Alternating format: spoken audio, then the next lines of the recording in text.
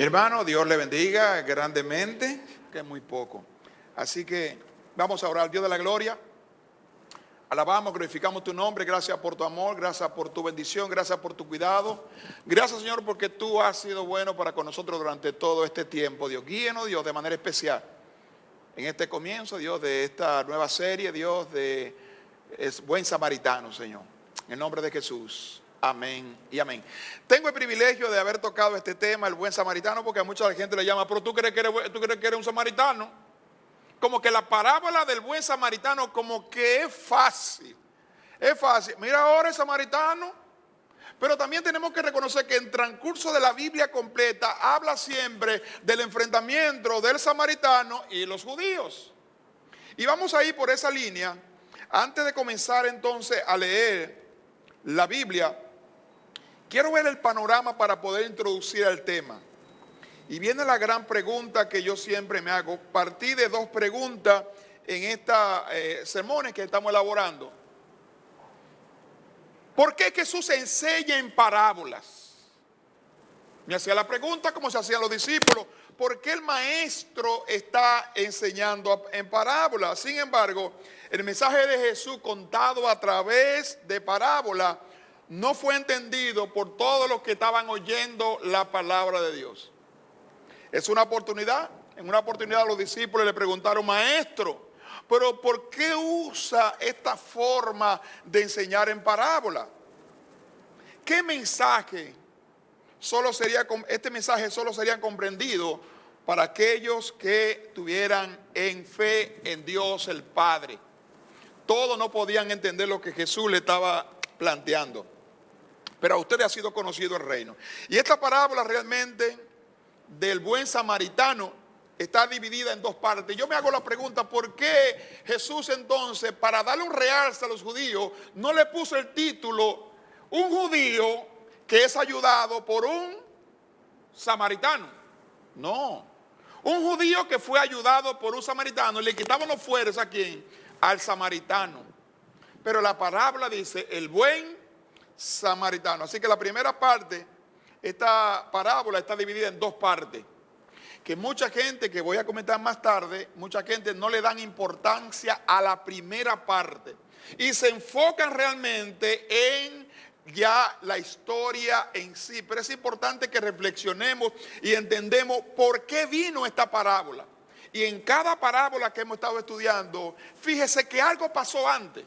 Producto de eso, Jesús le cuenta entonces esta historia. Una persona quizás poco preparada, y tuve la oportunidad de ver muchos mensajes con relación al tema del buen samaritano. Mi hermano, hay una mala interpretación porque comienzan a alegorizar. ¿Qué es alegorizar? Bueno, es poner, el buen samaritano representa el camino que estaban, significa esto, que los ladrones significan, y comienzan a darle un significado, mi hermano, a todos los elementos que componen la parábola. Y estamos totalmente erradas. La parábola tiene una enseñanza y es el amor a quién, al prójimo.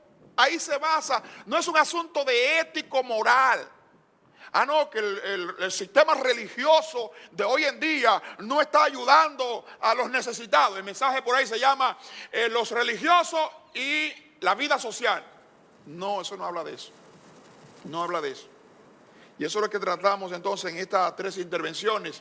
Poder entender qué era la parábola del buen samaritano sin desconectar de la primera parte. La primera parte, vamos a ir viendo que un intérprete de la ley, un abogado, un jurista, le hace la pregunta a Jesús, de ahí que partimos. Y este mensaje que solamente se va a basar en esa primera parte. Aunque, para darle, como dicen, un training, para darle un poquito de deseo, la segunda parte, tocaremos algunos puntos para irnos enlazando la primera con la segunda. Y esta parábola no se centra en algunas normas morales. Yo no voy a predicar moral. Por tanto, hay una tendencia a que el lector realmente, como decía, ignore el primer diálogo. Y esta parábola se basa en el primer diálogo y de ahí entonces que viene la parábola. Si hacemos esto entonces, lamentablemente la parábola se está convirtiendo simplemente en una exhortación ética que nos ayuda realmente, ayuda a los necesitados. Ciertamente a lo largo, mi hermano, del siglo, los cristianos medio entendido esta parábola han entendido la siguiente parte: el diálogo entre Jesús y el intérprete de la ley está formado lamentablemente por 8 preguntas. Es preguntas y respuestas. Jesús hace 2 y él le responde 2 preguntas. Una mitad forma la parte de la otra. No podemos desconectar la primera intervención del jurista, del abogado, del conocedor de la ley, que le hace la pregunta a Jesús. Recuerden el título: una buena pregunta con una mala intención. ¿O ustedes creen que el deseo de este jurista, de este abogado, como muchos dicen, o de este intérprete de la ley, era para el conocimiento, era para aprender que él necesitaba? ¿Para qué necesitaba yo para entrar al reino de los cielos? ¿O era simplemente una pregunta capciosa, como la mayoría de hoy en día la gente? Y miramos en el desarrollo de la pregunta, el maestro, el discípulo, el intérprete de la ley se pone de pie como una actitud de reconocer que realmente estamos enfrente de un maestro. Y ese maestro era Jesús. Y él hace la pregunta: ¿qué se puede hacer para heredar algo? Solo se puede heredar algo si no es heredero. Mi hermano, usted no puede heredar nada si usted no es heredero, ¿verdad? Yo no puedo heredar los bienes de quién. ¿De quién tiene mucho aquí? De Plinio. Yo no puedo heredar nada de Plinio porque yo no soy nada de Plinio. Entonces solo se puede heredar aquellos que son herederos. Así que el sacerdote recoge y distribuye. Y hacía la pregunta: ¿por qué el sacerdote? Estoy haciendo una panorámica general. ¿Por qué el sacerdote no va hacia este hombre que está casi muerto? ¿Por qué no le ayuda? Y buscando informaciones, conseguí la siguiente: si se contamina, no podría realizar esa tarea. Si el sacerdote se contaminaba con ese cuerpo que estaba moribundo, y la ley judía lo establecía, que tenía que estar menos de a 8 codos, si él le ponía la mano y tocaba sangre, automáticamente quedaba inmundo. No podía auspiciar la ceremonia en la iglesia. Pero también el levita estaba en las mismas condiciones. Entonces estoy yo justificando la situación del levita. Muchas veces el sistema de ley muchas veces van en contra realmente de los principios bíblicos. Aquí nosotros decidimos ¿cuál sería la actitud de usted como cristiano que Dios lo está llamando cuando ve una necesidad? No, lo que pasa es que la ley me dice que yo no me puedo abajar porque entonces me contamino. ¿Qué usted hace? Y las leyes muchas veces imponen principios que están en contra de los principios de Dios. ¿A quién usted obedece? ¿A Dios o a los hombres? Así que los levitas daban diezmo a los sacerdotes para abastecerse a ellos y su familia. Si el sacerdote, si el levita se contaminaban, automáticamente quedaban descalificados, no podían ministrar en el templo. Entonces ellos estaban justificados por la acción que tenían, pero ellos no sabían quién era, si era un judío. No sabían porque el tipo estaba moribundo y estaba ahí harapiento. ¿Qué hago? Solamente le estoy conectando. El contacto con el muerto era una primera de la lista de la ley que orar añadía 4 más. Miren esta: el contacto con unos judíos era la primera de esa otra lista. El sacerdote no podía contaminarse, no podía acercarse solamente a 4 codos. Vamos a entrar entonces directamente a la parábola. Lucas capítulo 10, su versículo 25 al 37. El 25, en esto se presentó un experto de la ley y para poner a prueba a Jesús le hizo esta pregunta. Y bien claro, recuerden como le decía, hay 2 preguntas y hay 2 respuestas. Y no podemos obviar esto. Yo no voy a entrar directamente a la parábola porque fruto de la parábola es lo que pasó anterior. Entonces voy a conectarlo, aunque la primera tiene una aplicación en la segunda.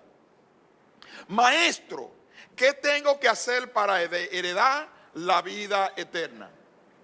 ¿Puede heredar la vida eterna alguien que no es heredero? El versículo 26, Jesús le replicó, ¿qué está escrito en la ley? ¿Cómo la interpretas tú? Ay, qué tremenda pregunta, Jesús. Jesús se la devuelve a mil. ¿Qué está escrito en la ley? ¿Cómo la estás tú interpretando? Versículo 27, como respuesta, el hombre citó lo siguiente: ama al Señor tu Dios con todo tu corazón, con todo tu ser, con todas tus fuerzas, con toda tu mente. Y ama a tu prójimo como a ti mismo. Y el Señor le contesta que bien ha contestado. El hombre pasó el examen. El hombre sabía perfectamente cuál era su responsabilidad. Y él dijo a Dios: ama al Señor tu Dios con todo tu corazón. Está citando la palabra de Dios. El hombre era conocedor, el hombre no era un cualquiera. Bien contestado, le dijo Jesús: a sacarte un 100. Entonces le devuelve: haz eso y vivirá. Versículo 29, pero él quería justificarse. Qué bueno que la Biblia lo dice. Pero él quería justificarse. Así que le preguntó a Jesús: entonces, Jesús, ¿quién es mi prójimo? ¿Quién es mi prójimo? Y vamos a entrar hasta ahí en la miniserie. Jericó era una ciudad sacerdotal y nada menos que 12,000 sacerdotes habitaban en ese camino. Tenían que pasar por ese camino constantemente para ministrar en el templo. Era un camino totalmente peligroso. Y esta parábola es única en el Evangelio de Lucas. Se origina por la pregunta que le está haciendo el intérprete a Jesús. ¿Y el objetivo cuál era, mi hermano? Era conocer acerca de cómo heredar el reino de los cielos. No, había una pregunta capciosa. Como decía, una buena pregunta con una respuesta mal intencionada. Había una mente. Era probar a Jesús claramente. Probar a Jesús. Y este intérprete, muy conocedor de las Escrituras, solo quería molestar. Solo quería, el objetivo de él, este hombre, no era conocer, como así hay mucha gente, mi hermano. Así hay mucha gente hoy en día que son muy conocedores de la palabra de Dios, pero simplemente lo que están aplicando su conocimiento. Pero Jesús, el maestro por excelencia, transforma esta interrogante en una gran enseñanza que hasta hoy nosotros es admirable. Hoy en día se reconoce el buen samaritano. Y yo sé que todos ustedes han tenido un buen samaritano alguna vez. ¿O no? ¿Quién es tu prójimo? ¿El extranjero? Pero muchas veces el prójimo tuyo, ¿sabe quién es? Tu hermano. El prójimo tuyo es el vecino, el cercano muy cerca a ti.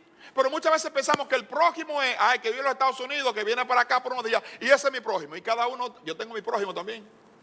Y cada uno de ustedes tiene su prójimo. Muchos comentaristas del pasado coinciden en interpretar realmente a una persona que ejercía el papel de abogado. La mayoría coinciden. Otros dicen que era un intérprete de la ley, otros dicen que era un abogado, otros dicen que era un jurista.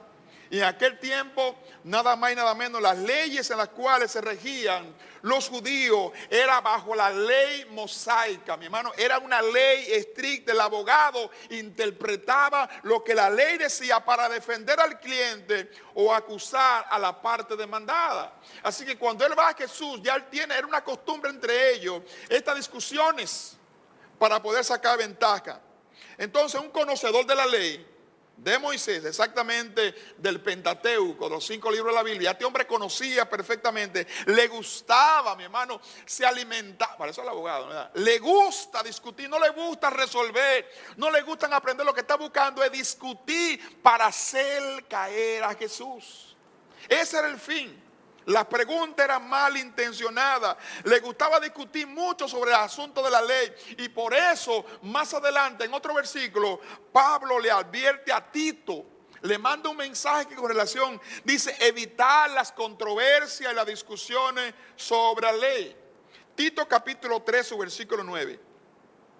Pero evita, dice Pablo a Tito, le dice, Tito, evita las cuestiones necias y genealogías y contenciones, discusiones acerca de la ley, porque son vanas y sin provecho. Pablo le está diciendo a Tito, evita eso de la ley. Y mucha gente se están buscando, como dicen en dominicano, buscándole la quinta pata ¿a quién? ¿Al perro o a qué? La quinta pata al gato. Y la intención de la pregunta realmente era, y qué bueno que la parábola lo dice, la parábola lo está estableciendo, era probablemente una aparente pregunta difícil para nuestro Señor Jesucristo, pero lamentablemente, hipócritamente, Él le llamó maestro. Era una actitud de reconocer quien estaba ahí era un maestro, aunque maestro era considerado todo aquel que enseñaba la ley. Más sin embargo, hoy ocurre en estos tiempos que estamos viviendo algo similar en este mundo. Muchas personas incrédulas ven a Jesús como un simple maestro. ¿Cómo estás tú viendo a Jesús? O como un simple maestro de moral y cívica. ¿Cómo estás tú viendo al maestro? ¿Cómo estás tú viendo a Jesús? Y lo peor de muchos llamados evangélicos también, ¿saben de? Lo ven así. Jesús es para diferentes denominaciones, bueno, el iluminado. Jesús es el maestro de maestros. Jesús es el Mesías. Pero Jesús, ¿qué significa para ti? Es simplemente uno más. Y el intérprete quería usar la palabra de Jesús en su contra con la pregunta aparentemente piadosa, preguntándole sobre la vida eterna. Maestro, ¿qué tengo yo que hacer para heredar la vida eterna? Mira, Alexander Lauren dice, la pregunta era innecesaria, ya que uno de los aprendidos de la ley sabían cuáles eran las condiciones de heredar la vida. Sabemos desde ya, y la parábola lo establece, el fin de la pregunta. Bueno, Henry Matthew en su comentario dice, si hablamos en forma descuidada de la vida eterna y del camino a ella, tomamos en vano entonces el nombre de Dios, dice Henry Matthew. Toda la escritura, mi hermano, hablada por Cristo, el intérprete no podía ver que Cristo era la vida eterna porque estaba totalmente ennegrecido, estaba cegado en hacer caer a Jesús con las preguntas. El objetivo era marcado. ¿Cuáles son tus intenciones? ¿Cuáles son tus intenciones? Lo que en realidad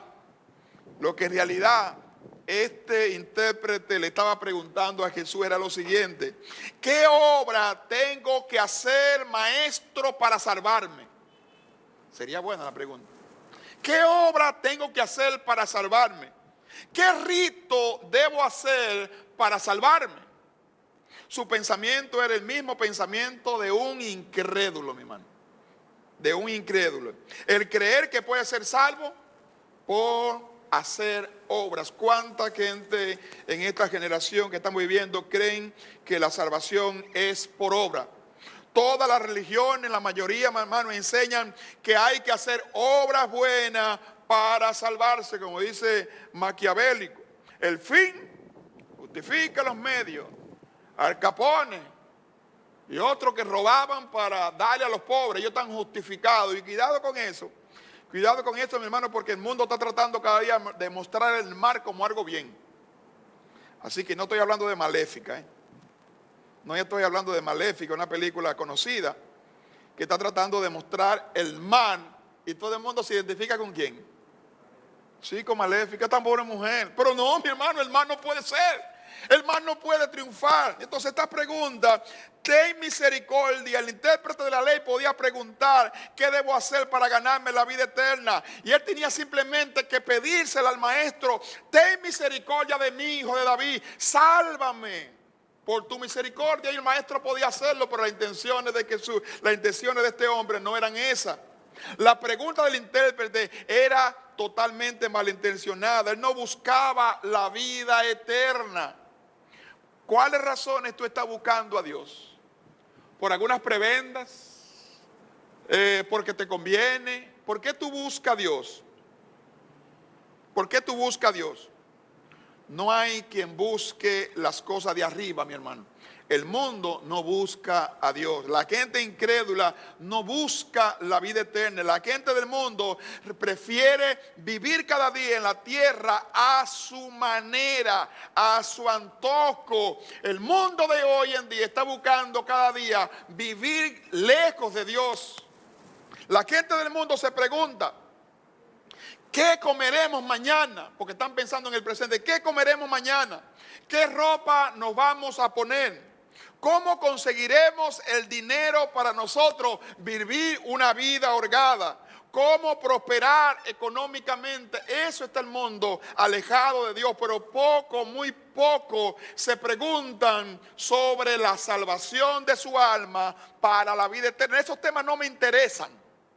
Esos temas no me interesan. Lo que estoy buscando es mi prosperidad. No es tan mal, mi hermano. No es tan mal pensar en esas cosas para el día de mañana, pero el comer, el vestir o el dinero debe ser algo secundario en nuestra vida. Nuestra meta es cada día crecer en la santidad y conocer cada día más de Dios. A medida que conocemos más de Dios, mi hermano, está pasando como Moisés cuando subió al monte, que su rostro era resplandeciente porque estaba en la presencia de Dios. Y necesitamos nosotros dejar a un lado la mundanalidad, como esta gente, como estas leyes que cada día están implementando sobre nosotros, y tenemos que decidir a quién nosotros vamos a creer.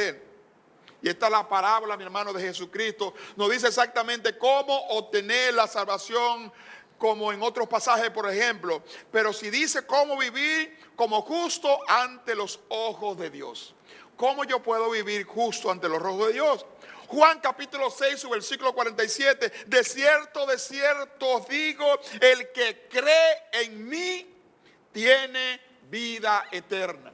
Esta sí tiene importancia. Bueno, en Juan capítulo 5, su versículo 24, de cierto os digo, el que oye mi palabra y cree en el que me envió, tiene vida eterna y no vendrá condenación, mas ha pasado de muerte a vida. Juan 3:36. El que cree en el Hijo, en el Hijo tiene vida eterna, pero el que rehúsa creer en el Hijo de Dios no verá la vida, sino que la ira de Dios está sobre él. Bueno, en Lucas capítulo 10, su versículo 26, y él le dijo, ¿qué está escrito en la ley? ¿Cómo tú lo estás leyendo? Qué bueno que Jesús lo está confrontando a este hombre. No está hablando de una forma genérica. ¿Qué ustedes están interpretando? No. Tú me estás haciendo la pregunta, ¿qué tú estás leyendo? Pero en otras ocasiones Jesús no le interesó. Jesús lo mandaba.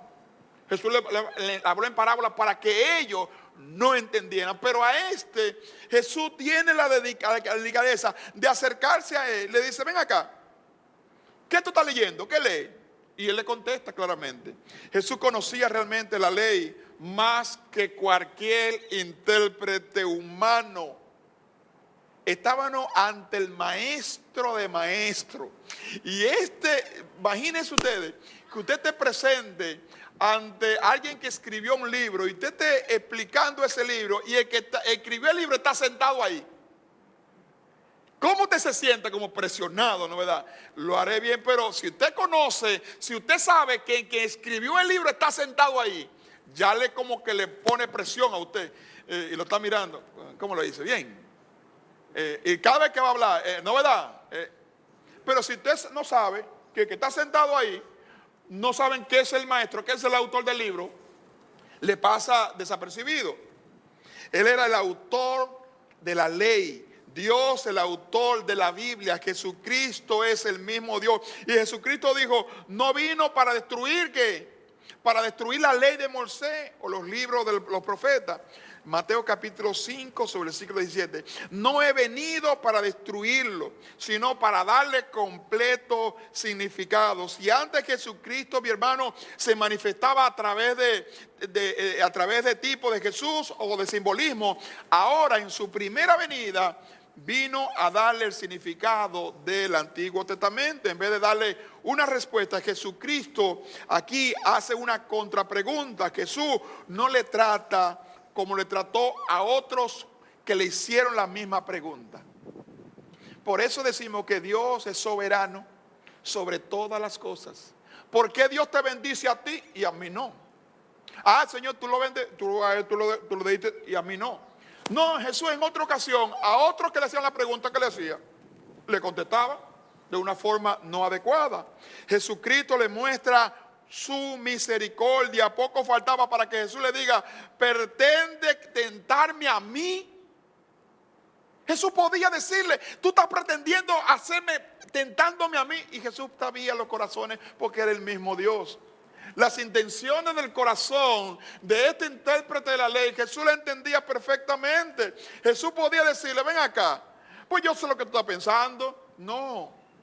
Que conozco a mí, tú me estás haciendo una pregunta, que conozco toda la ley, porque yo soy el autor de lo que tú me estás preguntando. Dime entonces, tú que dices ser conocedor, experto en la ley, ¿qué dice la ley a la que tú conoces? Y él le contestó claramente, mientras que los judíos veían la vida eterna como algo futuro. Jesucristo les pregunta y le dice en el Antiguo Testamento, la vida eterna no es algo futuro, mi hermano, es algo presente. Jesucristo es la vida eterna. Si creemos en Jesucristo, no debemos ver la vida eterna como algo que en ese futuro. ¿Cómo estás tú con Dios? ¿Cuáles son tus intenciones a acercarte a Él?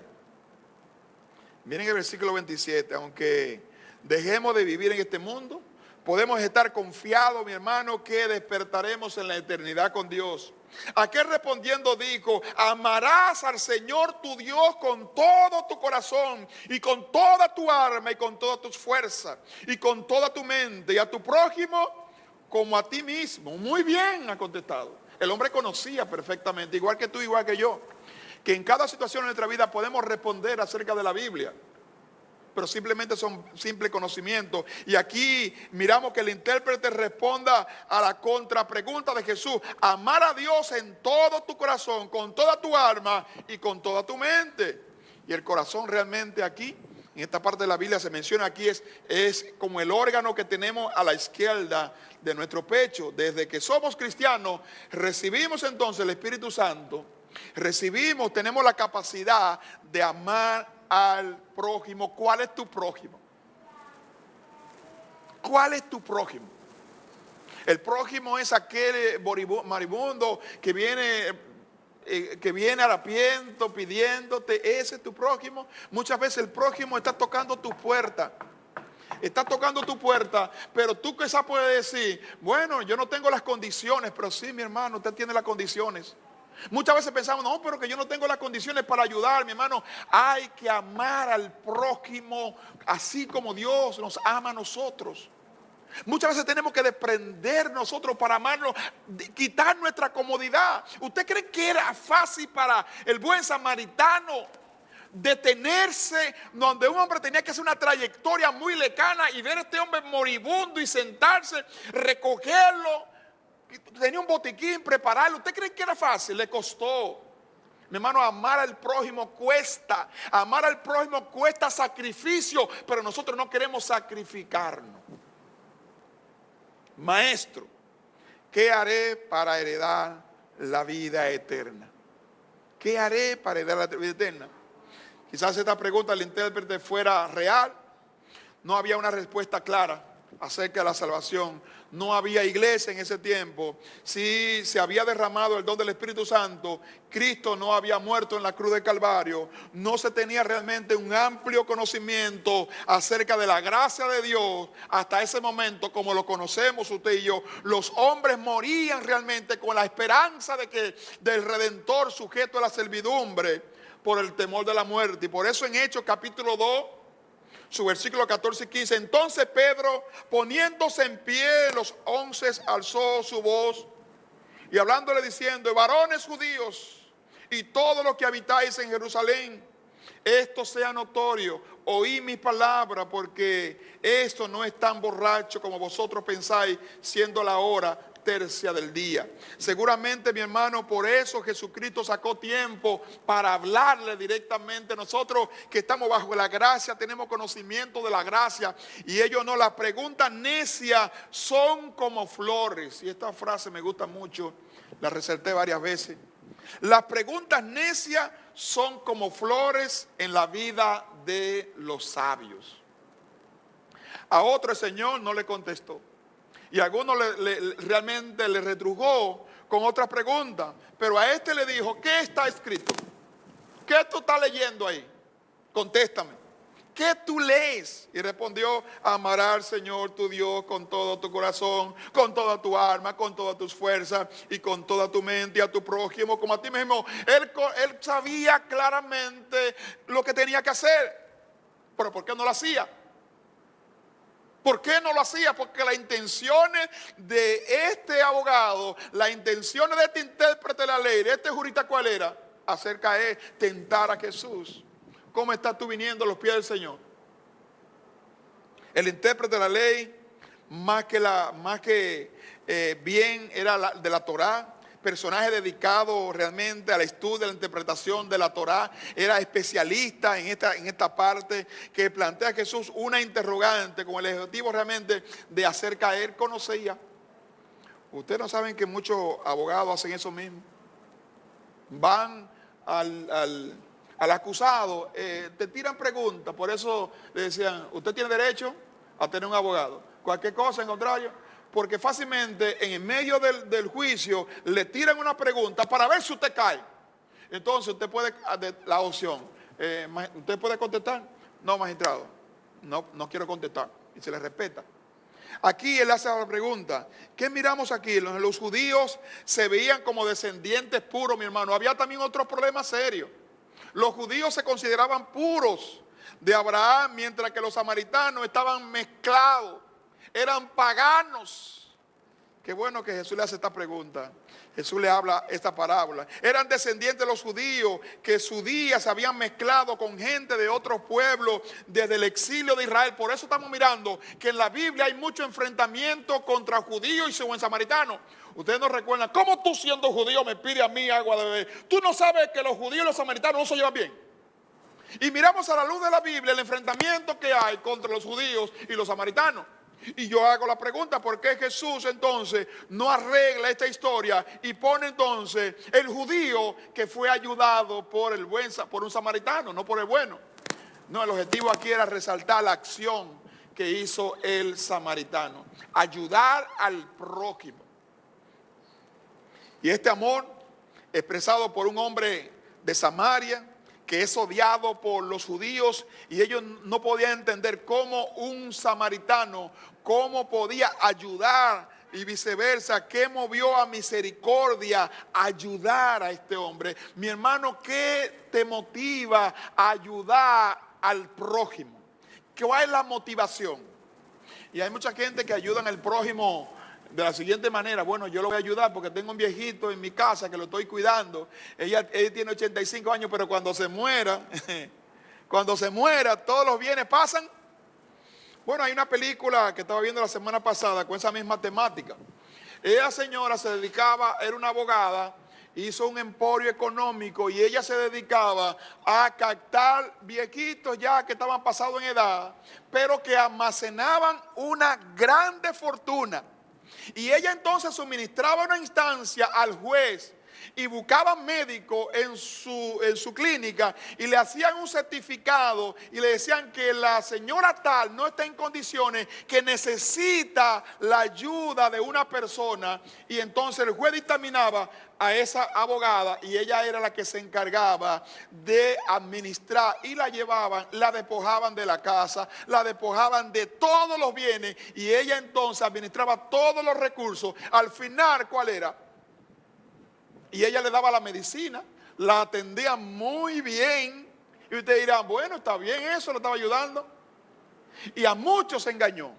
Y muchos ancianitos, y ella tenía ahí una pantalla donde tenían todos los ancianitos de mayor edad, muy viejitos, y ella elegía, cada año elegía cuál era la víctima para poder desangrarlo de una manera tal que al final todos los bienes quedaban, y a medida que morían los viejitos, ellas entraban a la casa, le vendían la casa, todas las propiedades la vendían, sabían que eran personas que no tenían a nadie, y ellas cogían todos los bienes. Y el desenlace usted la puede ver entonces, después.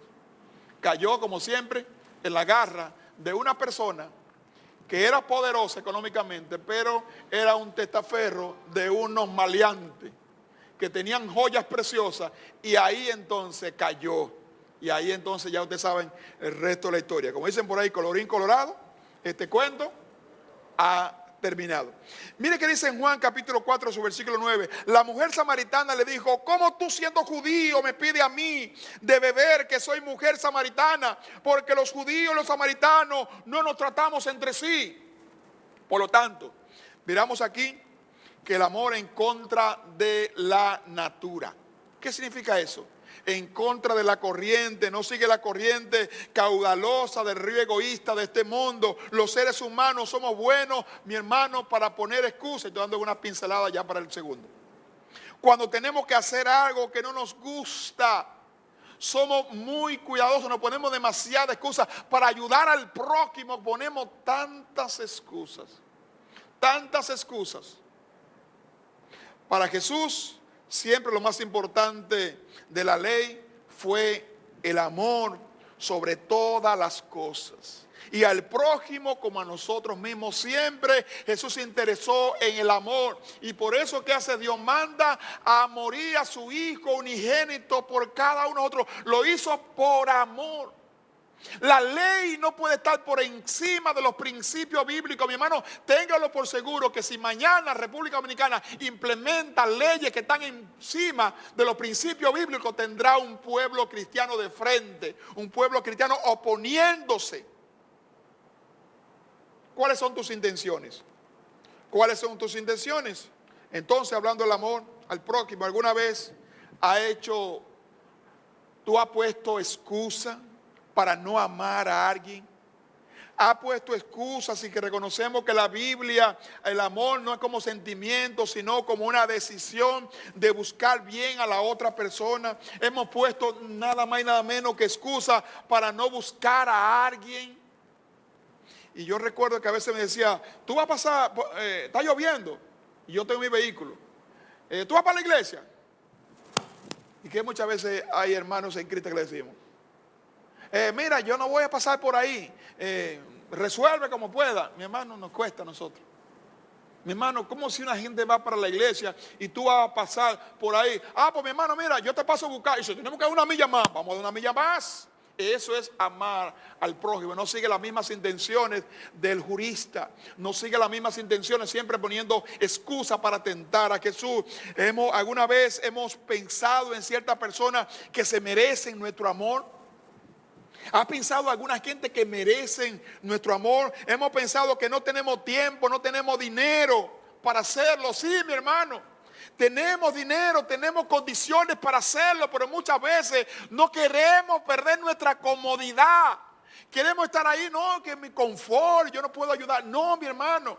El amor al prójimo significa sacrificio. Y hay que hacerlo. Hemos pensado que no tenemos tiempo, no tenemos dinero para hacerlo. Vamos a analizar entonces lo que dice esta parábola, la que Jesús nos muestra que no existen excusas para el amor. ¿O sigues tú la misma línea de este hombre, de este conocedor de la ley, haciéndole las preguntas a Jesús? Vemos que un intérprete de la ley se acerca a Jesús para ponerlo a prueba. Vienes tú a los pies del Señor para hacerte la misma pregunta, la pregunta sobre qué debo hacer para heredar la vida eterna. Y si yo te digo, bueno, lo que tienes que hacer para heredar la vida eterna es ir al Santo Cerro a pie, ¿lo va a hacer? La pregunta tiene una trampa, claramente. La pregunta tiene una trampa.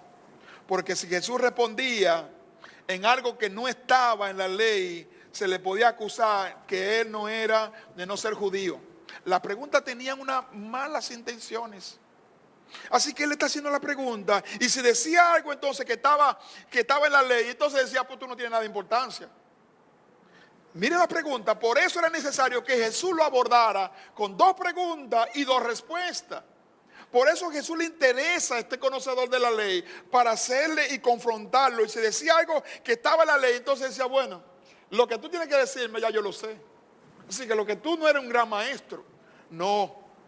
Pero la sabiduría, mi hermano, la sabiduría de Jesús es tan grande que hace, mi hermano, que el mismo erudito de la ley se responda a su pregunta. Se tragara, mi hermano, las preguntas y al final no encontró qué decía. Usted recuerda la historia de la Biblia que decía, ¿esta moneda de quién es? ¿De quién es? De César. Entonces, está bien la pregunta, ¿no verdad? Y detrás de esa pregunta, entonces Jesús le dice, pues está bien entonces. ¿Dar a quién? A César lo que es de César. Y a Dios, ¿qué hicieron ellos una vez? Se fueron por ahí, espérate. Este hombre tiene con qué responderle, como dice la hermana Finita, ¿verdad? Siempre tiene moneda con qué responderle. Así que en Lucas capítulo 10, su versículo 26, Jesús le dijo, ¿qué es lo que está escrito? Y el intérprete de la ley resume toda la ley en el amor de Dios y al prójimo. Jesús le dijo, no, haz esto y vivirás. Haz esto y vivirás. Aunque esto sea realmente desafiado, él quiso excusarse y preguntarse. Pero aquel queriendo justificarse, así mismo le preguntó a Jesús, entonces, con todo lo que tú estás diciendo, ¿quién es mi prójimo? Porque la ley sabía claramente quién era el prójimo. El prójimo no era un forastero, el prójimo no era una persona extraña, el prójimo mío era un judío igual que yo. ¿Quién es tu prójimo? ¿Un hermano en la fe? ¿O solamente tú vas a ayudar a los hermanos en Cristo? Porque muchas veces nosotros hacemos eso. Hacemos diferencia entre personas. Yo no puedo ayudar a un inconverso. ¿Yo puedo ayudar a un inconverso? Sí, mi hermano, porque a través de ayudar a ese inconverso, ¿qué estoy haciendo? Estoy ganándolo para Cristo. Estoy predicando la palabra de nuestro Dios. Ante esta pregunta, la respuesta de Jesús nos enseña por medio de esta parábola que no existen excusas para el amor. No existen excusas, mi hermano. No invente tantas excusas para el amor. Y esa persona no merece amor. ¿Quién no merece amor? El intérprete de la ley quiso justificarse cada día pidiéndole argumentos que todos los seres humanos son el prójimo. Ya que los judíos pensaban que solo los compatriotas, solamente ellos eran los prójimos. Y yo te hago la pregunta, ¿cuál es tu prójimo? La tradición oral de los judíos realmente enseñaba muchas veces que solo los compatriotas, a ellos solamente debían ayudar. Y nosotros los cristianos cometemos ese grave error. Solamente queremos ayudar a los hermanos en la fe, a mi hermano en Cristo. No, debemos ayudar a todos y al igual lo de nuestra fe. Nuestra familia. No, yo puedo ayudar. Y hay gente así. Hay gente que distorsiona el prójimo. Pueden ayudar a todo el mundo, menos a quién. A lo de su familia. Otro extremo, mi hermano. Ayudan a todo el mundo, son serviciales con todo el mundo, pero a lo de su familia, ¿por qué no lo ayudan? ¿Cuál es tu prójimo? ¿No merece amor? Y aquí miramos que la tradición judía, realmente ellos tenían que ayudar a su gente, pero no a los extranjeros. Y peor aún, mi hermano, peor aún ¿a quién? A los samaritanos que eran considerados herejes. Ese no lo ayudo yo. Mira lo que ese hizo. Nosotros actuamos así. A ese está pidiendo ayuda. Mi hermano, yo tengo una política. No me gusta hablar personal. Una política en el sentido, a veces se encuentra gente que van pidiendo a su casa. Y usted le ha ayudado a tanta gente que ha ayudado. Ustedes dicen, seguro que ese todos los días viene a pedir algo. Mi hermano, no se deje engañar, pero si tiene que darle, si tiene un plato de arroz, si tiene algo, usted se lo da, Dios se encargará de él.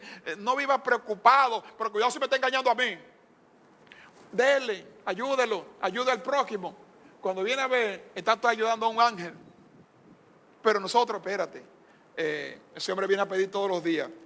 Jesús respondía: el prójimo era solo de su pueblo. El hombre podía irse realmente orgulloso y decir: sí, lo he cumplido por todo, soy merecedor de la vida eterna. Pero Jesús respondió a una parábola en donde el protagonista realmente era el samaritano.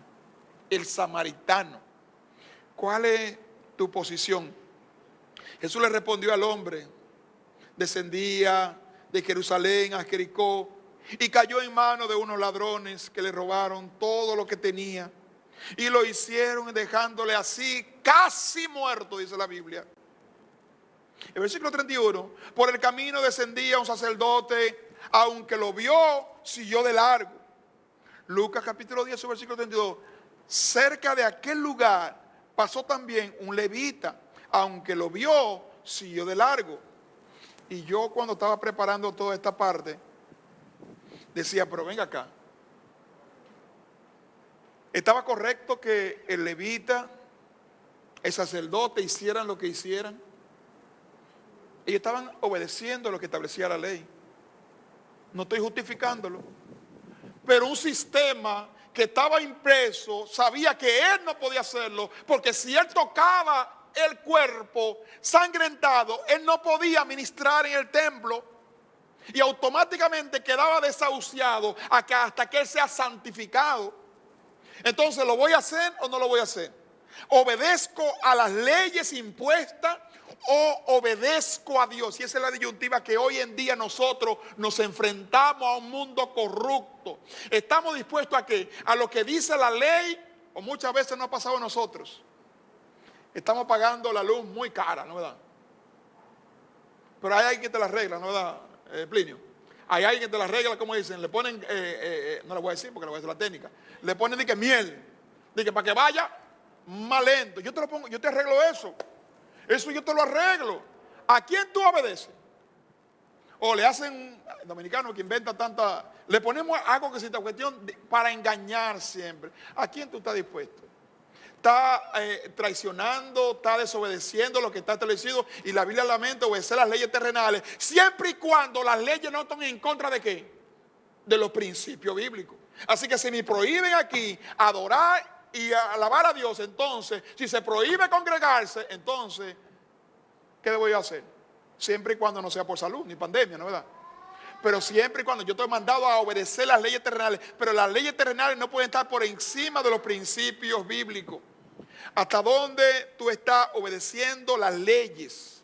¿Hasta dónde tú ves una necesidad de alguien y no lo puedes ayudar porque la ley te dice: cuidado porque es un ladrón, cuidado porque te puede... Y hoy en día te dicen: cuidado, andan mucho por ahí atracando. No quiere decir que nosotros los hijos de Dios no podamos tener ojo visor. Tenemos que ser despiertos, no nos dejemos engañar también, porque no vamos a ser ingenuos. Pero Dios está por encima de todas las cosas. Al final, por el camino descendía un sacerdote. Y el 32, cerca de aquel lugar pasó también un levita, aunque lo vio, siguió de largo.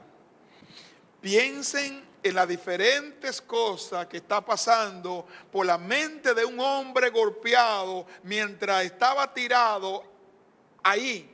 Este hombre estaba herido. ¿Qué estaba pasando por la mente? A lo mejor tenía un familiar que le estaba esperando. ¿Qué estaba pasando por la mente? ¿En qué pensaba la esposa de este hombre que estaba herido? ¿Qué estaba pensando los hijos? ¿Qué estaban pensando? Otra pregunta que me hacía yo, que al final quiero dar respuesta. Piense en muchas razones por las cuales los dos hombres religiosos, el sacerdote y el levita, no pasaron a ayudar al hombre lastimado. ¿Por qué? Y vamos a dar respuesta. ¿Por qué este hombre no quisieron ayudar? Y la respuesta fácilmente podemos contestarla hoy. Porque había un sistema impuesto por la ley que ellos no debían hacerlo. Y ellos simplemente quisieron obedecerle ¿qué? Lo que estaba establecido, aunque sea en contra de ¿quién? De mi prójimo. Estaba por encima la ley, por encima de las razones. Piensa en muchas razones por las que los dos hombres religiosos, el sacerdote, el levita, como tal vez el jurista, le hizo esta pregunta a Jesús y evaluó el comportamiento de estos dos religiosos. ¿Cómo valoró el jurista después que el maestro le dice esta parábola? ¿Cómo interpretó él esa parte? ¿Qué hizo después? ¿Cómo interpretaron el sacerdote y el levita el mandamiento del amor, el cual se sabían de memoria, como dice en el versículo 27? Otra pregunta: el samaritano tenía muchas razones para no ayudar al hombre. ¿Qué podrían ser las razones? Otra pregunta que quiero responder: 2 denarios era el sueldo de 2 días, el cual en aquel tiempo era suficiente para pagar la renta de 2 meses. Esa cantidad, ¿cuántos serían en nuestro tiempo? Vamos a dar respuesta a esa pregunta. ¿Por qué el samaritano quería usar realmente esa cantidad de dinero para ayudar a un extraño que no pertenecía a su grupo de población? ¿Por qué él quería hacerlo? ¿A quién podría ayudar usted de la manera en que ayudó el buen samaritano? Y al final, ¿usted piensa que el samaritano cumplía la primera parte del mandamiento del amor de Dios? Explique la respuesta. Y estas preguntas vamos a ir contestando al final, en el tercer episodio de esta miniserie. ¿Cuáles son las preguntas? 8 preguntas, 2 preguntas, 2 respuestas. ¿Cuál es la pregunta que tú le estás haciendo a Jesús? La misma. ¿Cuáles son tus intenciones acercarte a Él? Las leyes están por encima de los principios bíblicos. ¿Cuál es tu prójimo? Tu prójimo es el que vive fuera. Tu prójimo, ¿quién es? Tu prójimo es el que está a tu lado. Si tú tienes la oportunidad, mi hermano, de ayudar. Oiga, mi hermano, si tú tienes la oportunidad de ayudar a alguien, hazlo. Hazlo, mi hermano. Y nosotros necesitamos ayudar a nuestro prójimo. ¿Estás tú ayudando al prójimo? ¿Cuáles son tus intenciones? ¿Cuáles son tus intenciones acercarte a Jesús? Las mismas intenciones que tú vienes para cerca a Él. No, yo soy conocedor de la ley, yo soy conocedor de la palabra de Dios. ¿Hasta dónde? Vayamos ante Dios con una actitud realmente de amor, de afecto. Desde hoy comencemos a mirar a la luz de la Biblia, mirando a quién yo puedo ayudar, cuál es mi prójimo. Deslígate de ese intérprete de la ley que lo que está buscando es quiquilla. Asimismo, cuando tú quieras ayudar a alguien, siempre te va a buscar, pero si tú ayudas, a lo mejor te va a engañar, a lo mejor toma toda la precaución del mundo, toma la precaución y las habilidades que Dios te ha dado. Y si ya te hace falta entonces conocimiento, pídaselo a Dios para que te ilumine, para que te guíe, para que tú guíes y tú puedas hacer la voluntad de Dios, amar a tu prójimo. Vamos a amarnos, mi hermano, cada uno de nosotros. Vamos a amar a los hermanos pentecostales. Vamos a amar a los hermanos del templo bíblico. Vamos a amar a los hermanos de la iglesia Renacer. Somos hermanos en Cristo. Dejemos la criticadera, que vamos a ayudar a quien hay que ayudar, mi hermano. Pero también a aquellos que no conocen del Señor, también vamos a ayudar. Necesitamos amarnos. Si nosotros nos amáramos, mi hermano, seríamos diferentes. Nuestro país sería totalmente diferente si nos amáramos los unos a los otros. Y qué bueno que la Biblia dice: en esto conocerán que verdaderamente son. ¿Cuándo? Cuando se amen unos a otros. Yo sé que entre nosotros hay diferencia. Unos son apellido Martínez, otros son apellido Rodríguez, otros son blanquitos, otros son más bonitos que otros. Por ejemplo, yo tengo un feeling más diferente extranjero, ¿verdad? Otros tienen el pelo bueno y nosotros tenemos el pelo malo, ¿no? El pelo mío no es malo, sino es de otro color. Entonces, ¿cómo estás tú? ¿A quién voy a ayudar? ¿A los popis? ¿A la guaguá? ¿A eso voy a ayudar? A todos Dios nos está llamando. A todos, y más quienes. A nosotros de la fe. Pero somos más duros, mi hermano, con lo de nosotros, de la fe. Somos más duros con los familiares nuestros. No, yo ayudo a todo el mundo, menos a ese. Ese me la paga. Lo que él me hizo, ay, mi hermano, ese odio que está invadiendo tu corazón cada día, tiene que arrancarlo de ti. Si quieres vivir feliz en este mundo, deja a un lado los problemas familiares, es tiempo de acercarnos. Si reconoces que fallaste, acércate a la persona y pídele perdón y busca la paz. En lo que dependa de mí, dice la Biblia, ¿estar bien con quién? Con todo. Está viviendo una vida amargada porque no hay amor en ti. Qué bueno que dice, el coro dice, amor sin Dios tan pasajero es, más amor de mi Cristo es algo que jamás morirá. Y muchas veces nosotros como cristianos cantamos, mi hermano, las mentiras. Cantamos mentiras. Y necesitamos amar, no solamente cantarlo, sino decirlo. Y esta parábola de buen samaritano vamos a ir viendo desarrollo, vamos a irla desarrollando. Porque yo creo que es importante que esta parábola tan conocida, haga efecto en nuestra vida. Amémonos los unos a los otros. Yo quiero orar en este día especial, que Dios haya tocado tu corazón. Si hay algo en ti, hay algo en ti que te impide ayudar a quién, ayudar a alguien, que Dios ilumine tu corazón y que tú sientas ese deseo ferviente de ayudar a aquel que requiere de ti. Si nosotros, como la iglesia primitiva, tenían en común todas las cosas y vivían tan felices, mi hermano, pero si la iglesia primitiva la trajésemos a los tiempos actuales, ¿ustedes saben qué hubiese pasado? Imagínense que la hermana fulana gana mucho, lo trae el dinero a la iglesia, y otro hermano que gana también lo trae a la iglesia, y todos juntamos los salarios. Pero hay un hermanito que no gana mucho, que lo que gana simplemente el motoconcho, lo que gana es 3,000 pesos al mes. Entonces, en nuestro tiempo, la gente como decía, pero ven acá, yo estoy aportando 70,000, 80,000 y ese hermanito solamente está dándome, qué bien. No, ellos no pensaban esto, mi hermano. Tenían en común todas las cosas. Y qué bueno que dice la palabra de Dios. Y el Señor añadía lo que el Señor añadía. Mi hermano, lo que Dios te ha dado, compártelo con otro, que sea de bendición para otro. Si Dios te ha dado una casa, compártela, mi hermano, que sea de bendición para otro. ¿Sabe qué? Y Dios va a derramar grandes bendiciones sobre nosotros.